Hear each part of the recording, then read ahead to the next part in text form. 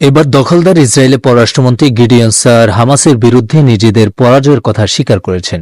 শুক্রবার Israeli TV channel 12কে দেয়া এক সাক্ষাৎকারে তিনি জোর দিয়ে বলেছেন, বেশ কয়েক মাস ধরে অভিযান চালানোর পরও আমরা একজন বন্দীকেও জীবিত মুক্ত করে আনতে পারিনি।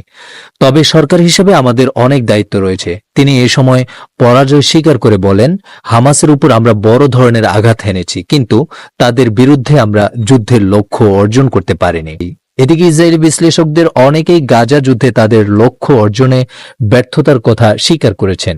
প্রসঙ্গত, গত বুধবার হামাস এবং দখলদার ইসরায়েলের মধ্যে যুদ্ধবিরতি সংক্রান্ত একটি চুক্তি হয়। রোববার থেকে এই চুক্তি বাস্তবায়নের কথা রয়েছে।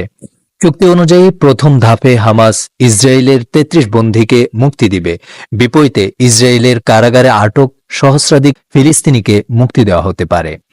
যুক্তরাষ্ট্রসহ পশ্চিমা দেশগুলোর সহায়তায় বর্বর ইসরায়েল গত বছরের 7 অক্টোবর থেকে গাজা উপত্যকার বিরুদ্ধে এক ধ্বংসাত্মক যুদ্ধ পরিচালনা করে।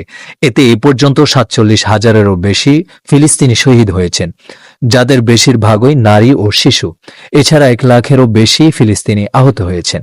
গাজার বাসিন্দাদের বিরুদ্ধে 15 মাসব্যাপী নৃশংস হামলার পরও নেতানিয়াহুর সরকার এই যুদ্ধে লক্ষ্য অর্জনে ব্যর্থ হয়েছে। তাদের ঘোষিত লক্ষ্য ছিল ফিলিস্তিনি স্বাধীনতাকামী সংগঠন হামাসকে ধ্বংস করা এবং গাজা উপত্যকা থেকে বন্দীদের ফিরিয়ে আনা, কিন্তু কোনো লক্ষ্যই তারা অর্জন করতে পারেনি।